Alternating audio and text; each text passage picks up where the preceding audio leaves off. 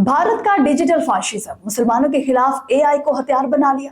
अस्सलामुअलैकुम, मैं हूं आपकी मेजबान नकाशा यासीन। आज हम एक ऐसे मौजू पर बात करने जा रहे हैं जो भारत के असल चेहरे को बेनकाब करता है।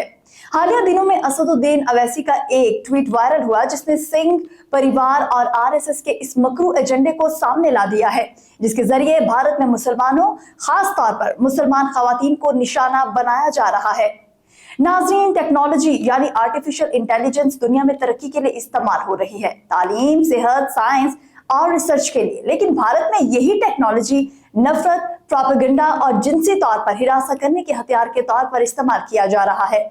ये आरएसएस की असलियत तरक्की नहीं बल्कि डिजिटल फाशिज्म है। सिंह परिवार की सियासत हमेशा दुश्मन गढ़ने पर कायम रही है। मुसलमानों को अंदरूनी दुश्मन के तौर पर पेश किया जाता है और अब मुसलमान खवातीन को निशाना बनाया जा रहा है, क्योंकि उनकी सियासत का मरकज हमेशा जिस्मों और शिनाख्त पर कंट्रोल रहा है।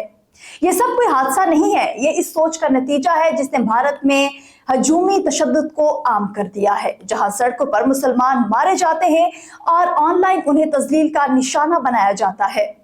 भारत का मौजूदा निजाम नफरत पर खड़ा है, जहां अकलियतों को दूसरे दर्जे का शहरी बनाया गया है और अब तो नफरत को सिर्फ सियासत तक महदूद नहीं रखा गया बल्कि टेक्नोलॉजी, सकाफत और यहां तक के तखय्युल को भी जाफरानी रंग में रंग दिया गया है।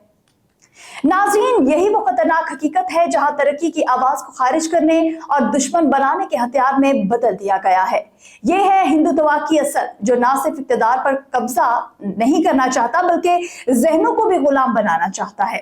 यही वजह है कि आरएसएस और सिंह परिवार आज के दौर में सिर्फ एक सियासी खतरा नहीं है बल्कि एक समाजी जहर है जो पूरे भारत के मुस्तकबिल को खोखला कर रही है।